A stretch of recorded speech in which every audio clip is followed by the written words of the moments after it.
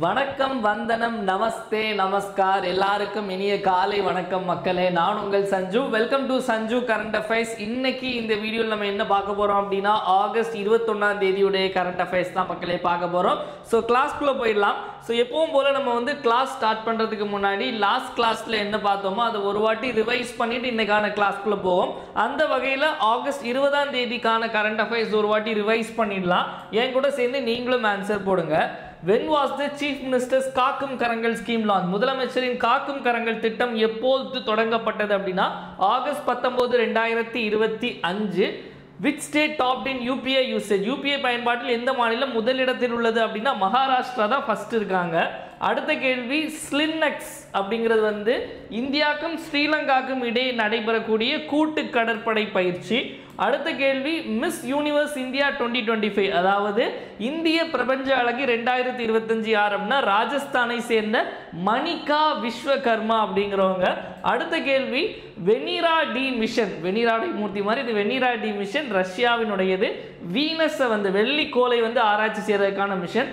அதே மாதிரி ரோபோட் எல்லாத்துக்கும் வேர்ல்ட் ஹியூமனாய்ட் ரோபோட் கேம்ஸ் அதாவது ரோபோ விளையாட்டு போட்டிகள் எங்கே நடைபெற்றது அப்படின்னா சைனால பீஜிங்ல. அடுத்து பார்த்தீங்க அப்படின்னா உலக கொசு தினம் வேர்ல்ட் மஸ்கிட்டோ டே ஆகஸ்ட் 20. அதே மாதிரி வந்து ஹார்மோனி டே நல்லிணக்க தினம் ராஜீவ்காந்தி அவர்களுடைய பிறந்த தினத்தை வந்து நல்லிணக்க தினமாக கொண்டாடுறோம், அதுவும் ஆகஸ்ட் 20.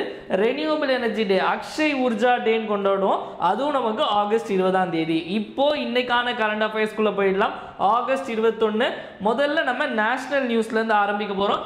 நேஷனல் நியூஸ்ல பாத்தீங்க அப்படின்னா நேற்று வந்து நம்மளுடைய பாராளுமன்றத்தில் சில முக்கியமான மசோதாக்கள்லாம் தாக்கல் செஞ்சுருக்காங்க. அதில் ஒரு முக்கியமான ஒரு அரசியலமைப்பு சட்ட திருத்தத்தை பற்றி தான் நம்ம வந்து இந்த வீடியோவில் நம்ம பேச போகிறோம். ஃபஸ்ட்டு டாப்பிக்கே அதுதான். ஸோ அந்த மசோதாவை தாக்கல் செய்தது யார் அப்படின்னா உள்துறை அமைச்சர் அமித்ஷா அவர்கள். அந்த மசோதா தாக்கல் பண்ண பிறகு நிறைய ஆப்போசிட்டில் உள்ள எம்பிஸ் எல்லாமே வந்து என்ன பண்ணியிருக்காங்கன்னா பேப்பர் எல்லாம் கிழிச்சு அப்படியே மூஞ்சிலே விட்டு எரிஞ்சிருக்காங்க.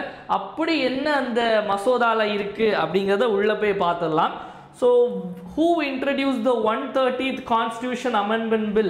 அதாவது 130வது அரசியலமைப்பு திருத்த மசோதாவை அறிமுகப்படுத்தியவர் யார் அப்படின்னா அமித்ஷா அவர்கள் தான். முதல்ல இந்த பில் என்ன அப்படிங்கிறத சொல்லிடுறேன், ஓகேவா? ஸோ இப்போ இந்த அரசியலமைப்பு சட்ட திருத்தம் என்ன, அதாவது இது வந்து முக்கியமாக முதல் கிரக்ஸ் என்ன அப்படின்னா பிரைம் மினிஸ்டராக இருக்கட்டும் இல்லை சீஃப் மினிஸ்டராக இருக்கட்டும் இல்லை எந்த அமைச்சர்களாக இருக்கட்டும், ஓகேவா? அதாவது மினிஸ்டர்ஸ் அதாவது பிஎம் சிஎம் மினிஸ்டர்ஸ் இது வந்து இவங்க மூணு பேர் இருக்காங்கல்ல. ஸோ இப்போ இதில் யாராவது வந்து ஒரு தப்பு பண்ணுறாங்க, ஓகேவா, ஒரு கிரைம் பண்ணுறாங்க, ஒரு தப்பு பண்ணுறாங்க, அந்த தப்பினுடைய பனிஷ்மெண்ட் அந்த தப்பினுடைய அந்த தண்டனை வந்து 5 வருஷம் அல்லது அதற்கு மேற்பட்டதாக இருக்குது அப்படின்னு வச்சுக்கோங்க. அதாவது இப்போ நான் வந்து ஒரு தப்பு பண்ணுறேன், இப்போ நான் வந்து சிஎம்மா இருக்கேன் இல்லை இப்போ நான் ஒரு சீஃப் மினிஸ்டராக இருக்கேன், நான் வந்து ஒரு தப்பு பண்ணுறேன், அந்த தப்புக்கு வந்து சட்டத்தில் 5 வருஷத்துக்கு மேலே வந்து தண்டனை இருக்குது அப்படின்னு இருக்கு. இந்த மாதிரி ஒரு தப்பில் என்னை வந்து 30 நாள் ஒரு சிஎம்ஐயோ பிஎம்ஐயோ மினிஸ்டரையோ 30 நாட்கள் வந்து கண்டினியூஸாக, நல்லா புரிஞ்சுக்கோங்க, 30 நாள் கண்டினியூஸாக வந்து ஜெயிலில் வச்சுட்டாங்க அப்படின்னா ஆட்டோமேட்டிக்காக 31வது நாள் அவங்களுடைய பதவி அவங்கள விட்டு போயிடும், ஓகேவா? சிம்பிளாக சொல்லணும் அப்படின்னா ஒரு ஒரு ஒரு கிரிமினல் வழக்கு, ஒரு கிரைம், ஒரு குற்ற வழக்கில் அதாவது 5 வருஷம் ஜெயிலில் இருக்கிற மாதிரி ஒரு தண்டனை உடைய ஒரு குற்ற வழக்கில் 30 நாள் ஜெயிலில் இருந்தாலே அந்த பிஎம்ஓ சிஎம்ஓ மினிஸ்டரோ யாராக இருந்தாலும் அவங்களுடைய பதவி வந்து சுவாகா. இதுதான் வந்து இந்த மசோதா. இதில் வந்து நல்லா புரிஞ்சுக்கோங்க, அவங்கள வந்து கோர்ட் வந்து என்னன்னா கோர்ட் வந்து அவங்கள வந்து குற்றவாளின்னு ப்ரூவ் பண்ணியிருக்கணும்னு அவசியம் கிடையாது. ஸோ வந்து சப்போஸ் இப்போ ஒரு ப்ரிலிமினரி இதுக்காக வந்து 30 நாள் வந்து ஜெயிலில் சும்மா போடுறாங்க, ஓகேவா? இப்போ வந்து இப்போ வந்து ஒரு அக்யூஸ்டாக தான் இருக்காங்க, அவங்க வந்து கன்விக்ட் இல்லை, ஓகேவா? 30 நாள் ஜெயிலில் இருந்தாலே 31வது நாள் அவங்களுடைய பதவி போகும் அப்படின்னு சொல்கிறாங்க. இது எதற்காக அப்படி கொண்டு வராங்க அப்படின்னு சொல்லி அவங்க சைடில் என்ன விளக்கங்கள் சொல்கிறாங்க அப்படின்னா இப்போ சமீபத்தில் பார்த்தீங்க அப்படின்னா டெல்லியில், அதாவது கொஞ்ச நாள் முன்னாடி டெல்லியில் வந்து முன்னாள் முதல்வராக இருந்தவர் யார் அப்படின்னா அரவிந்த் கெஜ்ரிவால். ஸோ அவரை வந்து இந்த மதுபான கொள்கை அப்படின்னு சொல்லிட்டு அங்கே ஒரு ஊழல், ஓகேவா, அந்த ஊழல் வழக்கில் அவர் கைது செய்யப்பட்டார். ஸோ அதுக்கப்புறம் ஆனால் வந்து அவர் மேலே குற்றம் வந்து கன்ஃபார்ம்லாம் பண்ணல. ஆனால் வந்து கிட்டத்தட்ட 1 மாதம் மேலே ஜெயிலில் இருந்தார். ஜெயிலில் இருக்கும்போதும் கூட அவர் தான் சிஎம் இருந்தார். அதுக்கப்புறம் தான் அதிஷி மர்லினாவுக்கு இது பண்ணாங்க. ஸோ இதனால அட்மினிஸ்ட்ரேஷனில் வந்து தொய்வு ஏற்படும் அப்படிங்கிற காரணத்தால் பிஎம்ஓ சிஎம்ஓ மினிஸ்டர்ஸோ யாரோ இருந்தாலும் இந்த மாதிரி 30 நாள் ஜெயிலில் இருந்தாலே அவங்கள வந்து இது. இப்போ சப்போஸ் அவங்க ஜெயிலேருந்து வெளியே வந்துட்டாங்க அப்படின்னா ஒரு 40 நாள் வெளியே வந்துட்டாங்கன்னா மறுபடியும் அவங்க சிஎம் ஆகிக்கலாம். ஓகேவா? ஸோ இப்போ இதை என்ன சொல்றாங்க அப்படின்னா, ஏன் வந்து இதை வந்து பார்க்கறதுக்கு கேட்கறதுக்கு வந்து நமக்கு நல்லா தான் இருக்கும். ஓகே, ஒரு பிஎம் தப்பு பண்ணாலோ ஒரு சிஎம் தப்பு பண்ணாலோ ஒரு மினிஸ்டர் தப்பு பண்ணாலோ அவங்க வந்து பதவி போயிடும் அப்படின்னு ஒரு பயம் இருக்கணும். சிம்பிளா யோசிச்சுங்க. இப்போ அதாவது இப்போ மேல வந்து பிஜேபி ரூலிங் இருக்கு. பிஜேபியோ காங்கிரஸோ ஏதோ ஒரு கட்சி, எதனால இல்லை. இப்போ அவங்க இப்போ மாநிலங்கள் எல்லாத்துலயுமே வந்து இப்போ சப்போஸ் வந்து அவங்க நினைச்சாங்க, இப்போ பிஜேபி நினைச்சாங்க அப்படின்னா தமிழ்நாட்டிலேயோ இல்லை தெலுங்கானால, இப்போ தெலுங்கானால காங்கிரஸ் ஆளுது, கர்நாடகால வந்து காங்கிரஸ் உடைய ஆட்சி, இங்க வந்து நம்ம தமிழ்நாட்டில் டிஎம்கே, கேரளால வந்து மார்க்சிஸ்ட் கம்யூனிஸ்ட், இங்க இவங்க நினைச்சாங்க அப்படின்னா ஏதாவது ஒரு கேஸ் போட்டு இவங்கள உள்ள தள்ளி சிஎம் ஒரு 30 நாள் உள்ள தள்ளி அப்படியே எடுத்துடலாமே, அங்க உள்ள அவருடைய பதவி போய் வச்சு ஆட்சியை கலைக்கலாமே. ஸோ இந்த மாதிரி எல்லாம் வந்து இவங்க தப்பா பயன்படுத்துவாங்க அப்படின்னு சொல்லிட்டு எதிர்கட்சிகள்லாம் இந்த மாதிரி விஷயங்கள் பண்ணியிருக்கு. ஸோ இது மசோதா, இந்த மசோதா வந்து அதாவது 130வது constitutional amendment bill, constitution amendment இல்லை கான்ஸ்டிடியூஷன் அமெண்ட்மெண்ட் பில். ஓகேவா? டன். புரிஞ்சுதா? கிளீனா புரிஞ்சிருக்கும்னு நினைக்கிறேன். அடுத்து போயிடலாம். ஸோ நெக்ஸ்ட் அதே மாதிரி இன்னொரு மசோதாவும் அதில் இன்னொன்று தாக்கல் பண்ணாங்க. அதாவது இந்த ஆன்லைன் கேமிங்லாம் இருக்குல்ல, இந்த ஆன்லைன் கேமிங்கு, ஆன்லைன் போட்டிகள் தடை, ஸோ இந்த மாதிரி பட்ட இன்னொரு மசோதாவும் அதில் தாக்கல் செஞ்சாங்க. அதே மாதிரி இதில் வந்து ஸ்டேட், இது வந்து மாநிலங்களுக்கு மட்டும் இல்லை யூனியன் பிரதேசங்களும், ஸோ பாண்டிச்சேரியாக இருக்கட்டும் ஜம்மு அண்ட் காஷ்மீராக இருக்கட்டும் அங்கே உள்ள முதல்வருக்கும் இது வந்து பொருந்தும். இப்போ யார் இவங்களை வந்து பதவி விலகுவாங்க அப்படின்னா, ஸோ இது வந்து இப்போ ஒரு பிரைம் மினிஸ்டர் தப்பு பண்ணி இதானா பிரசிடென்ட் அவங்கள வந்து போஸ்டிங்லேருந்து தூக்கிடுவாங்க. ஒரு சீஃப் மினிஸ்டர் தப்பு பண்ணால் கவர்னர் தூக்கிடுவாங்க.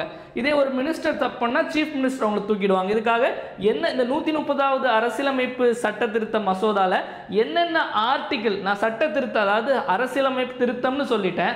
அப்போ அரசியலமைப்பில் எந்தெந்த விதியெல்லாம் மாற்ற போகிறாங்க அப்படின்னா 75, 164, 239 ஏஏ. ஓகேவா? ஸோ இது வந்து பிரைம் மினிஸ்டர் சம்மந்தப்பட்டது, இது வந்து நமக்கு வந்து சீஃப் மினிஸ்டர் சம்மந்தப்பட்டது, இது யூனியன் பிரதேசங்கள் சம்மந்தப்பட்டது. ஸோ இந்த 3 ஆர்டிகிள்லையும் சில சேஞ்சஸ் பண்ணுவாங்க. ஓகேவா? கிளியர் தானே? புரிஞ்சதில்ல? டன். ஓகே, இதுக்கு மேலே இதில் அரைக்கிறதுக்கு எதுவும் இல்லை. ஸோ நெக்ஸ்ட் பார்த்தீங்க அப்படின்னா, இப்போ நிறைய பேர் வந்து ஐஃபோன் யூஸ் பண்ணுறது நிறைய பேர் இருப்பீங்க பார்த்துட்டு இருக்கிறவங்க. ஸோ நானுமே வந்து இப்போ தான் அதாவது வாங்கி ஒரு 2 வருஷம் 3 வருஷம் ஆக போகுது. 2023 வாங்கினேன். எனக்கு 23 ஃபெப்ரவரியில் மெயின்ஸ் எழுத முன்னாடி வாங்கினது. ஸோ ஐஃபோன், ஓகேவா? ஐஃபோன் வாங்கணும்னு ஒரு ஆசையில் வாங்கினது. ஓகேவா? நம்ம ஐஃபோனெல்லாம் நம்ம எங்கேருந்து மேனுஃபேக்சர் ஆகி வருது அப்படின்னா வந்து நம்ம இந்தியாவிலேருந்துலாம் மேனுஃபேக்சர் ஆகலை. ஓகேவா? இப்போ முதல் முறையாக வந்து ஐஃபோனோட, அதாவது ஐஃபோன் 17 ஒன்று லான்ச் பண்ண போகிறாங்க. 17 மொத்த ப்ரொடக்ஷனும் மொத்த ப்ரொடக்ஷனும் எங்கே பண்ண போகிறாங்க அப்படின்னா நம்ம இந்தியாவில் பெங்களூரில். ஆக்சுவலி இந்த ப்ராஜெக்ட் வந்து சைனாவுக்கு போக வேண்டியது, அது யூஎஸ் கொஞ்சம் நிறைய பிரச்சனைலாம் இருந்துச்சு. இதை வந்து நம்மளுடைய பிரைம் மினிஸ்டருடைய ஒரு முன்னெடுப்புனால தான் வந்து இது வந்து அங்கேருந்து இந்தியாவுக்கு வந்துச்சு. ஓகேவா? ஸோ ஃபாக்ஸ்கான் அப்படிங்கிற ஒரு நிறுவனம். ஸோ இதான் இந்த ஐஃபோன் 17 புது மாடல். அதாவது ஐஃபோன் வாங்கினோம்னா அடுத்த டைம், அதாவது நிறைய பேர் ஐஃபோன் தான் மாசு அப்படின்லாம் சொல்லுவாங்க. அப்படிலாம் கிடையாது. அது சில விஷயம் ரொம்ப காண்டேற்றும். இது என்னுடைய அனுபவம். நிறைய பேருக்கு ஐஃபோன் பிடிச்சவங்க இருப்பீங்க. So where was the production of iPhone 17 started in India? இந்தியாவில் ஐஃபோன் 17 உற்பத்தி எங்கே தொடங்கப்பட்டது அப்படின்னா Bengaluru, electronic capital of India. Bangalore என்னன்னு சொல்லுவாங்க? எலக்ட்ரானிக் கேபிட்டல் ஆஃப் இந்தியா அப்படின்னு சொல்லுவாங்க. ஓகேவா? ஸ்கூல்லலாம் ஜிகே எல்லாம் படிச்சிருப்பீங்க. Electronic capital. இதை வந்து ஃபாக்ஸ்கான் அப்படிங்கிற ஒரு நிறுவனம். ஓகேவா? ஃபாக்ஸ்கான் அப்படிங்கிற நிறுவனம் இவங்க தான் வந்து ஐஃபோன் வந்து ப்ரொடியூஸ் பண்ணுறாங்க. அவங்களுடைய பிளான்ட்டை முதல்ல வந்து இந்தியாவில் ப்ரொடியூஸ் பண்ணுறாங்க. ஓகேவா? ஸோ அடுத்தது, ஸோ நெக்ஸ்ட் பார்த்தீங்க அப்படின்னா வந்து இது என்ன இடம் தெரியுதா? நல்லா ஒத்து பாருங்க என்ன இடம் அப்படின்னு.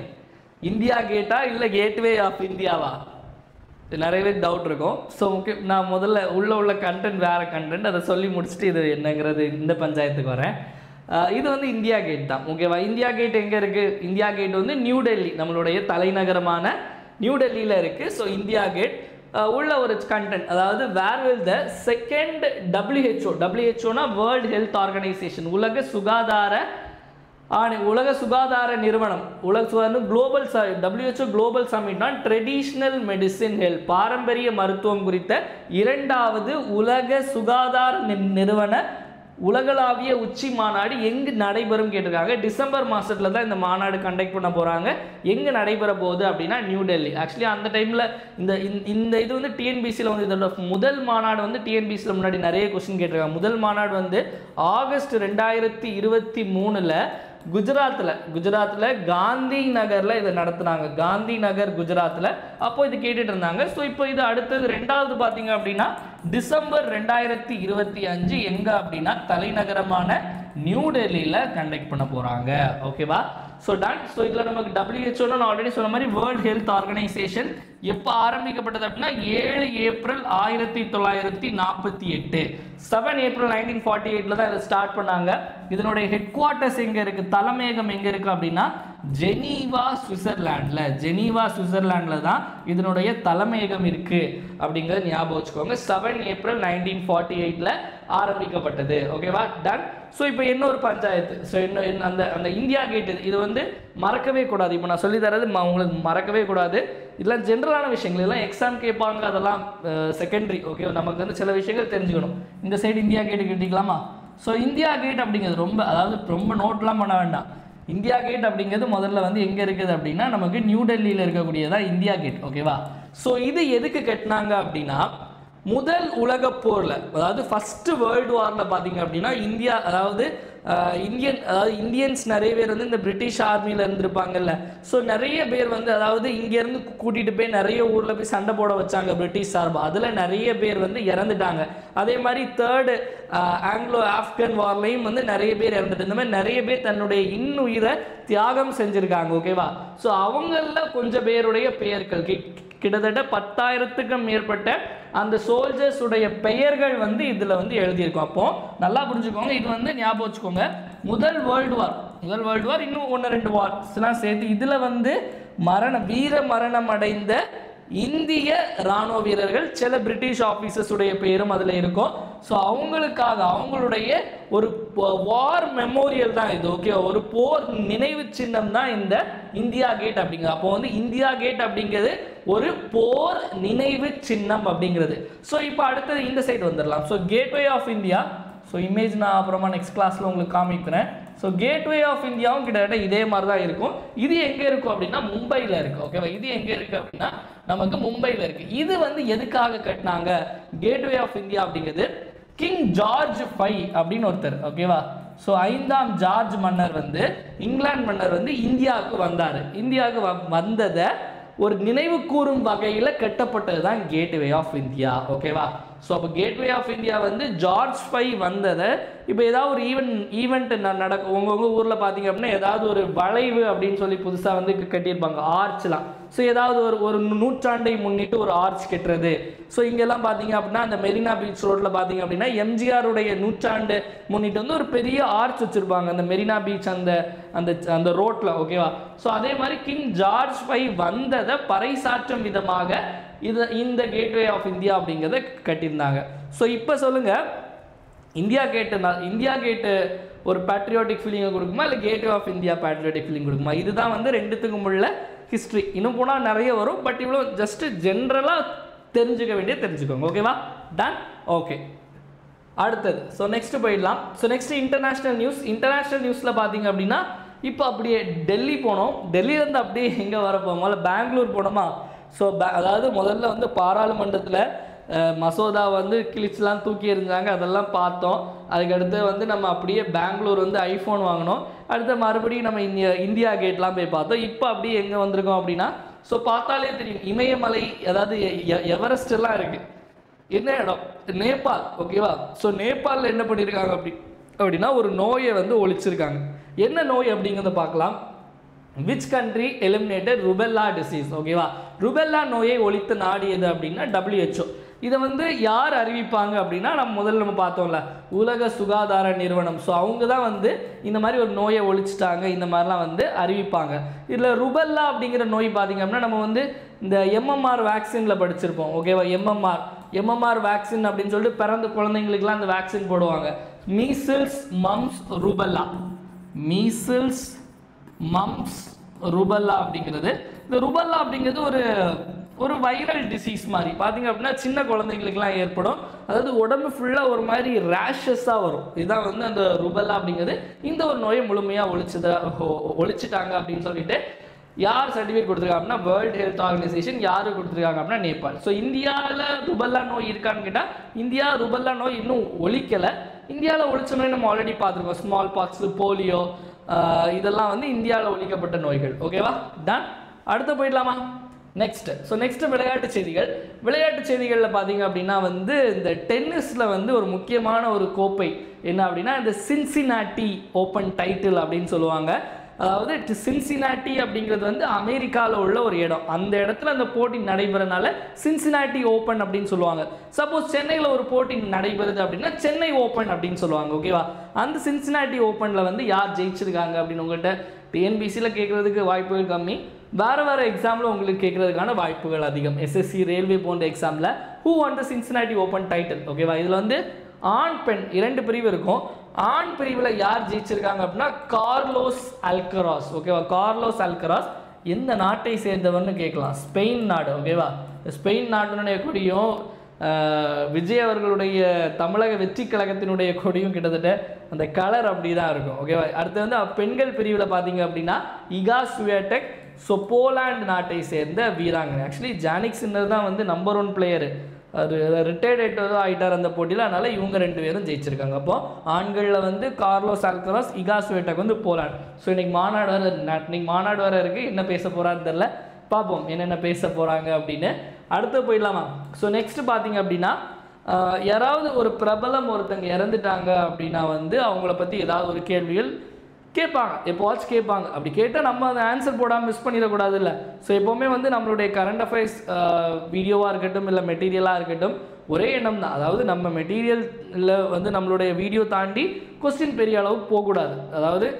அதுக்கு நம்ம இப்போ ஒரு 100% அப்படியே வந்து இதில் இருக்கிறதே தான் அதிலே வருமானு கேட்டால் நம்ம வந்து கண்டிப்பாக அது கேரண்டி கொடுக்க முடியும். ஆனால் வந்து இப்போ ஒரு 10 கொஸ்டின் கேட்டால் 8 to 9 கொஸ்டின் நம்ம இதை தாண்டி போகாது.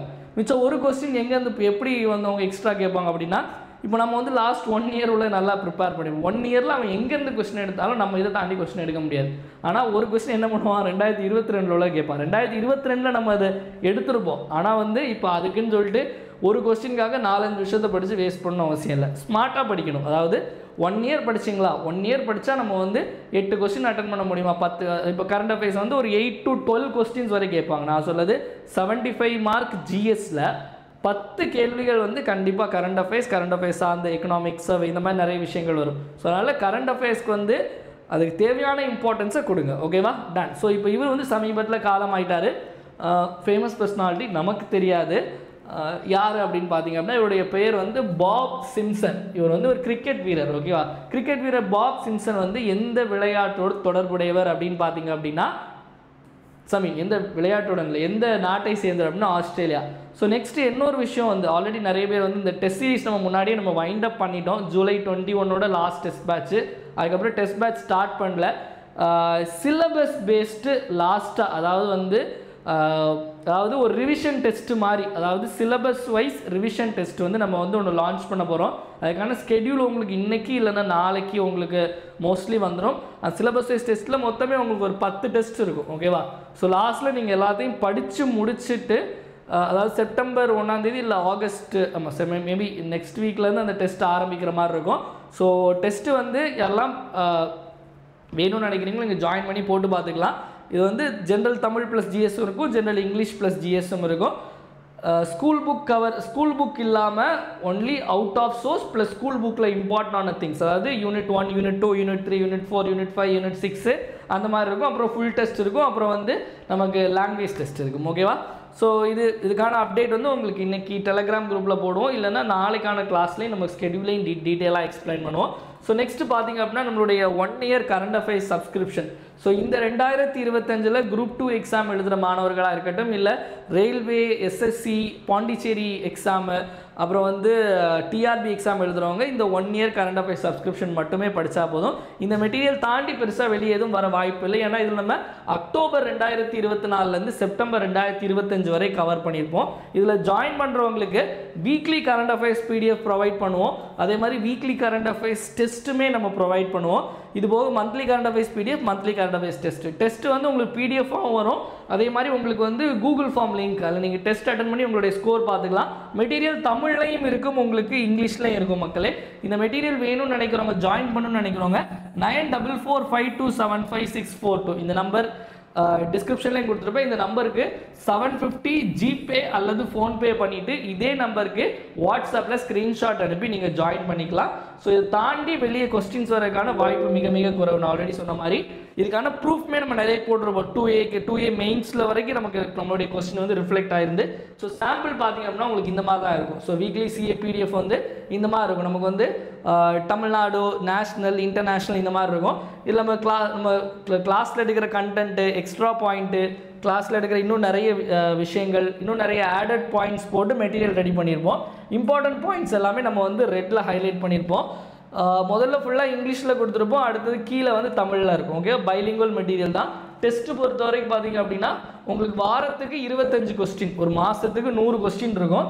டெஸ்ட் ஒவ்வொரு கொஸ்டினுமே பார்த்தீங்க அப்படின்னா உங்களுக்கு ஸ்டேட்மெண்ட் வைஸ் கொஸ்டின், ஒன்லைனர் கொஸ்டினாகவே இருக்காது. எல்லாமே உங்களுக்கு இந்த மாதிரி statement wise question, match the following, இந்த மாதிரி தான் ஃபுல்லாகவே இருக்கும். இதுக்கான எக்ஸ்ப்ளனேஷனும் உங்களுக்கு கீழே கொடுத்துருப்போம். ஓகேவா, வேணும்னு நினைக்கிறவங்க அந்த நம்பருக்கு பே பண்ணி நீங்கள் ஜாயின் பண்ணிக்கலாம். ஸோ நெக்ஸ்ட் அதே மாதிரி நம்ம வந்து யூனிட் 8க்கான ஒரு மெட்டீரியல் ரெடி பண்ணோம். அதாவது இப்போ யூனிட் 6 இருக்குல்ல, தமிழ் சொசைட்டி. ஸோ அதுக்கான material especially group 2 and 2A எக்ஸாமுக்காக. ஸோ இதில் வந்து நம்ம சிலபஸை மொத்தமாக ஸ்ப்ளிட் பண்ணி 3000 one liner question and answer PDF நம்ம ரெடி பண்ணியிருக்கோம். இங்கிலீஷ்லேயும் இருக்கும், தமிழ்லேயும் இருக்கும். நேரத்தில் இங்கிலீஷ் சோர்ஸ் இல்லை, இது இங்கிலீஷ்லேயே நம்ம ரெடி பண்ணியிருக்கோம். இது கூட 500 Thirukkural with explanation plus unit 8னுடைய ப்ரீவியஸ் இயர் கொஸ்டின் 3 வருஷத்துக்கான பிடிஎஃப். ஓகேவா, ஸோ இது எல்லாமே உங்களுக்கு சாஃப்ட் காப்பி பிடிஎஃபாக இருக்கும். ஸோ இது வேணும்னாலும் நீங்கள் அதே நம்பருக்கு 599 ஜிபே அல்லது ஃபோன்பே பண்ணிவிட்டு நீங்கள் பேமெண்ட் பண்ணி வாங்கிக்கலாம். ஸோ அந்த மெட்டீரியலும் உங்களுக்கு நான் காமிக்கிறேன், இப்படி தான் இருக்கும். இது இங்கிலீஷ் மெட்டீரியல். ஸோ இது நமக்கான சிலபஸ் எல்லாமே நமக்கு வந்து குரூப் 1 ஸ்டாண்டர்டில் உள்ள சிலபஸ்க்கு தான் நம்ம ப்ரிப்பேர் பண்ணியிருக்கோம். ஏன்னா அப்போ தான் குரூப் 2க்குலாம் உங்களுக்கு எழுத முடியும். ஸோ இந்த மாதிரி ஒவ்வொரு டாபிக் வைஸாட்டு உங்களுக்கு வந்து 1, 2, 3, 4ன்னு சொல்லிட்டு அப்படியே 3000 ஒன்லைனர் கொஸ்டின் அண்ட் ஆன்சர் வைப்போம். மெட்டீரியல் இங்கிலீஷ்லேயும் இருக்கும், தமிழ்லையும் உங்களுக்கு அதே மாதிரி இருக்கும். ஓகேவா, வேணும்னு நினைக்கிறவங்க பேமெண்ட் பண்ணி நீங்கள் வந்து வாங்கிக்கலாம். ஸோ நெக்ஸ்ட் நம்ம கிளாஸில் தினம் ஒரு திட்டம், டெய்லி ஒரு ஸ்கீம் நம்ம பார்ப்போம். ஸோ இன்னைக்கு பார்க்கக்கூடிய திட்டம் என்ன அப்படின்னா நமக்கு புன்னகை திட்டம். இந்த புன்னகை திட்டம் வந்து 2 திட்டம், அதாவது ஸ்மைல் அப்படிங்கிற திட்டம் வேறு, அது வந்து மத்திய அரசினுடையது. புன்னகை திட்டம் அப்படிங்கிறது வந்து நம்ம தமிழ்நாடு அரசினுடையது. ஸோ இது வந்து எப்போ ஆரம்பித்தாங்க அப்படின்னு பார்த்தீங்க அப்படின்னா 10 மார்ச் 2023 ஆரம்பிக்கப்பட்ட திட்டம். இது எங்கே ஆரம்பித்தாங்க அப்படின்னா சென்னையில் நந்தனம்னு ஒரு ஏரியா இருக்குது. ஓகேவா, அதாவது இங்கே வீட்டிலேருந்து தடிக்கி விழுந்தா நந்தனம். ஓகேவா, சைதாப்பேட்டை பக்கத்தில் நந்தனம். அந்த நந்தனத்தில் உள்ள ஸ்கூலில் தான் இதை வந்து ஆரம்பித்தாங்க. நந்தனம் சென்னையில் தான் இதை ஆரம்பித்தாங்க. புன்னகை, ஸோ புன்னகை அப்படின்னு சொல்லும்போது என்ன இருக்குது, சிரிக்கிறது. ஸோ இது முழுக்க வாய் மற்றும் இந்த பல் சம்மந்தப்பட்ட பரிசோதனைகளை செஞ்சு அதுக்கு சம்மந்தமான எதாக இருந்தால் அதுக்கு ட்ரீட்மெண்ட் பண்ணி அவங்களே எல்லாமே பண்ணி கொடுத்துருவாங்க. இது வந்து அரசு பள்ளி, கவர்மெண்ட்டு ப்ளஸ் கவர்மெண்ட் எய்டட் ஸ்கூலில் 6ஆம் வகுப்புலேருந்து 8ஆம் வகுப்பு வரை படிக்கக்கூடிய மாணவ மாணவிகளுக்கான திட்டம். அது சிம்பிள் டேர்மில் சொல்லணும் அப்படின்னா கவர்மெண்ட் ஸ்கூலு, கவர்மெண்ட் எய்டட் ஸ்கூலில் படிக்கக்கூடிய 6ஆம் கிளாஸ்லேருந்து 8ஆம் கிளாஸ் வரைக்கும் படிக்கக்கூடிய மாணவ மாணவிகளுக்கு இந்த பல் பரிசோதனையெல்லாம் பண்ணி அதுக்கான விஷயங்கள்லாம் பண்ணி எல்லாமே அந்த வாய் சம்மந்தப்பட்ட நோய்கள், பல் சம்மந்தப்பட்ட நோய்கள்லாம் வராமல் பாதுகாக்கிறதுக்கான திட்டம் தான் வந்து இந்த புன்னகை திட்டம், தமிழ்நாடு அரசால் ஆரம்பிக்கப்பட்ட திட்டம். ஓகேவா, டன். ஸோ அடுத்தது பார்த்தீங்க அப்படின்னா நமக்கு ப்ரீவியஸ் இயர் கொஸ்டின் பார்ப்போம். நேற்று கேட்ட கேள்விக்கான சரியான விடை, மாநிலங்களவையின் மொத்த உறுப்பினர்கள், ராஜ்யசபாவில் எத்தனை பேர், மொத்த உறுப்பினர் எண்ணிக்கை வந்து 250 மக்களே. ஸோ நெக்ஸ்ட் பார்த்தீங்க அப்படின்னா இப்போ இன்னைக்கான கேள்வி, the architectural sculpture of the south India temple written by, தென்னிந்திய கோவிலின் கட்டிடக்கலை சிற்பம் எழுதியவர் யார் அப்படின்னு கேட்டிருக்காங்க. Option A KA Nilakanta Sastri, option B Burton Stein, option C Crispin Branfoot, option D Abraham Eraly. So இதுக்கான சரியான ஆன்சர் என்ன அப்படிங்கிறத மறக்காமல் கமெண்ட் செக்ஷனில் கமெண்ட் பண்ணுங்கள் மக்களே. வீடியோ லைக் பண்ணாமல் பார்த்துட்டு இருக்கவங்க மறக்காமல் ஒரு லைக்கை தட்டி விட்டுட்டு பாருங்கள். ஸோ நெக்ஸ்ட்டு பார்த்தீங்க அப்படின்னா நம்மளுடைய சஞ்சு கரண்ட் அஃபேர்ஸ் அப்படிங்கிற டெலகிராம் சேனல் இருக்குது. இந்த டெலகிராம் சேனலுடைய லிங்க் நான் கீழே டிஸ்கிரிப்ஷனில் கொடுத்துருக்கேன். அதை கிளிக் பண்ணி ஜாயின் பண்ணிக்கலாம். இல்லை டெலகிராமில் போய் சஞ்சு கரண்ட் அஃபேர்ஸ்ன்னு டைப் பண்ணாலும் வரும். இன்ஸ்டாகிராம்லேயும் இருப்போம், எல்லாத்துலேயும் ஃபாலோ பண்ணிக்கோங்க. ஸோ இதில் நம்ம டெய்லி கரண்ட் அஃபேர்ஸ் குவிஸ் போடுவோம். ப்ரீவியஸ் இயர் கொஸ்டினுக்கான free test series daily evening conduct பண்ணுறோம். அதையும் டெய்லி அட்டன் பண்ணுங்கள். அது மட்டும் இல்லாமல் உங்களுக்கு Dinamani news paper cutting, Hindu news paper cutting, இது எல்லாமே நம்ம இதில் போடுவோம். யூஸ்ஃபுல்லாக இருக்கும். மறக்காமல் சேனலை ஃபாலோ பண்ணிக்கோங்க. இவ்வளோ நேரம் நிறைய விஷயங்கள் பார்த்தோம். ஒரு டைம் எல்லாத்தையும் ரிப்பீட் பார்த்தலாம். என் கூட சேர்ந்து நீங்களும் ஆன்சர் போடுங்க. 130வது அரசியலமைப்பு திருத்த மசோதாவை அறிமுகப்படுத்தியவர் அமித்ஷா அவர்கள். அடுத்த கேள்வி, ஐஃபோன் 17 ப்ரொடக்ஷன் எங்கே அப்படின்னா பெங்களூர் ஃபாக்ஸ்கானில். Second WHO global summit on traditional medicine எங்கே அப்படின்னா நியூ டெல்லியில் கண்டக்ட் பண்ண போகிறாங்க. ருபல்லா நோயை ஒழித்தது நேபாள். அடுத்தது சின்சினாட்டி டைட்டில் கார்லோஸ் அல்கராஸும் இகாஸ் வியட்டக்கும் ஜெயிச்சிருக்காங்க. பாப் சிம்சன் ஆஸ்திரேலியா கிரிக்கெட் வீரர் சமீபத்தில் காலமாயிட்டாரு. வீடியோவோட எண்டுக்கு வந்தாச்சு மக்களே. வீடியோ பிடிச்சிருந்தா மறக்காமல் லைக் பண்ணுங்கள், உங்கள் ஃப்ரெண்ட்ஸ் எல்லாருக்கும் ஷேர் பண்ணுங்கள். வீடியோ யூஸ்ஃபுல்லாக இருந்து நினச்சிங்க அப்படின்னா மறக்காமல் கமெண்ட் செக்ஷனில் வீடியோ எப்படி இருந்துச்சு அப்படிங்கிறத கமெண்ட் பண்ணுங்கள். ஏன்னா உங்களுடைய கமெண்ட்ஸ் தான் என்னுடைய பூஸ்ட்டு, போனிட்டா, ஹார்லிக்ஸ், மைலோ, காம்ப்ளான் எல்லாமே. அதனால் மறக்காமல் கமெண்ட் செக்ஷனில் கமெண்ட் பண்ணுங்கள். டெலகிராமில் போடுற குவிஸ் எல்லாரும் மறக்காமல் அட்டன் பண்ணுங்கள் மக்களே. மீண்டும் நாளை காலையில் 7 மணி கரண்ட் அஃபேர்ஸ் கிளாஸ் சந்திப்போம். நன்றி, வணக்கம். இந்த நாள் இனிய நாளாக அமையட்டும். வாழ்க தமிழ், வளர்க தமிழ்நாடு.